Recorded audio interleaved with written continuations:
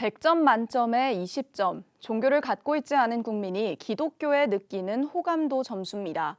타 종교에 대한 호감도 점수의 절반에도 미치지 못했는데요.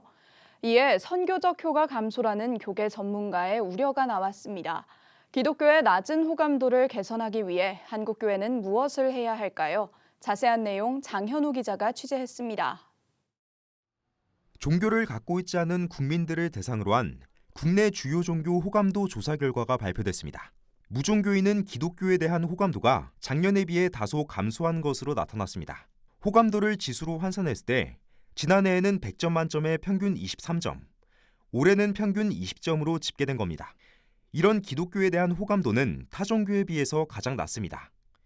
불교와 천주교 호감도의 절반에도 미치지 못한 것으로 드러났습니다. 교계 전문가는 기독교에 대한 호감도가 떨어진 것과 동시에 다른 종교와도 차이가 나는 이유에 대해 교회 내 문화를 교회 밖에서도 이행하려는 일부 기독교인의 행동이 호감도에 영향을 미쳤다고 분석했습니다. 개교회 중심적인 그런 소통 방식에만 이렇게 익숙해 있어요.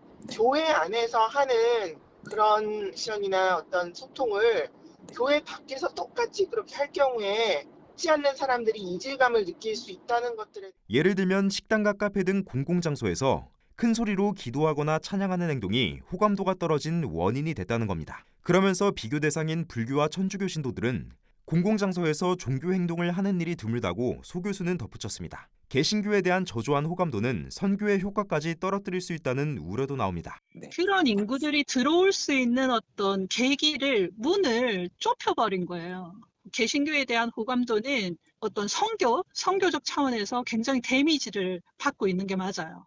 이에 교계 전문가는 호감도를 높이려고 하기보다는 비호감으로 보이지 않는 것이 중요하다고 조언했습니다.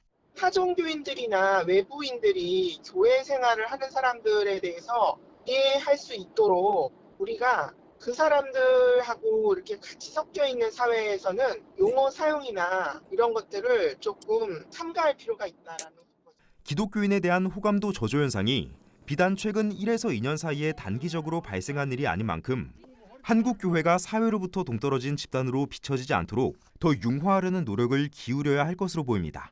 구티비 뉴스 장현우입니다.